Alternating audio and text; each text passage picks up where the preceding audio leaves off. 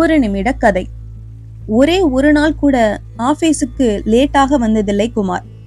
Office ஹாலில் இருக்கும் கடிகாரம் சரியாக 9 மணியை காட்டும் போது தன் சீட்டில் வந்து உட்காருவான். அடுத்த நொடியே வேலையில் மூழ்கி விடுவான்.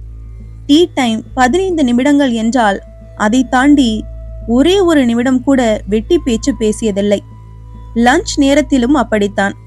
லேட் என்றில்லை, ஒரு நாள் கூட அவன் லீவும் எடுத்ததில்லை. தன் திருமணத்தை கூட ஞாயிற்றுக்கிழமையில் வைத்தவன். அடுத்த நாளே ஆபீஸுக்கு வந்து எல்லோருக்கும் அதிர்ச்சி கொடுத்தான்.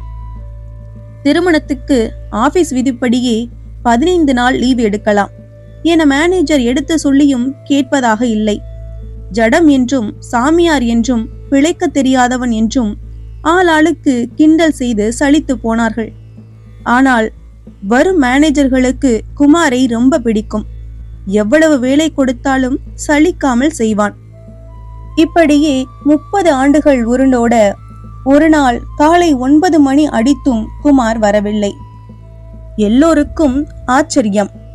நிமிடங்கள் கரைய வாசலை பார்த்தபடி இதை பற்றியே பேச ஆரம்பித்தார்கள்.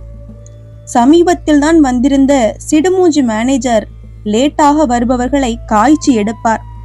அவரும் இந்த விஷயம் கேள்விப்பட்டு தன் அறையிலிருந்து வெளியில் வந்து வாசலில் நின்று விட்டார். 10 மணிக்கு வந்தான் குமார். சட்டை ஆங்காங்கே கிழிந்திருக்க, உடல் எங்கும் சிராய்ப்புகள். வண்டி ரிப்பேர், பஸ்ஸில் வந்தேன். டிராபிக் ஜாம் ஆனதால் குறுக்கு சந்துகளில் புகுந்து சுரங்க பாதையில் இறங்கி வரும்போது 2 முறை படிக்கட்டுகளில் தவறி விழுந்து உருண்டு விட்டேன். அதுதான் காயம் என்றான். தாமதத்துக்கு மன்னிப்பு கேட்கும் துணியில்.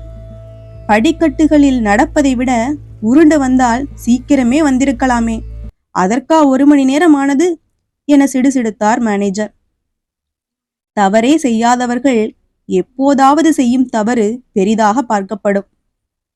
இந்த கதை உங்களுக்கு பிடிச்சிருந்ததுன்னா லைக் பண்ணுங்க, ஷேர் பண்ணுங்க, சேனலை மறக்காம சப்ஸ்கிரைப் பண்ணுங்க. அடுத்த கதையில சந்திக்கலாம்.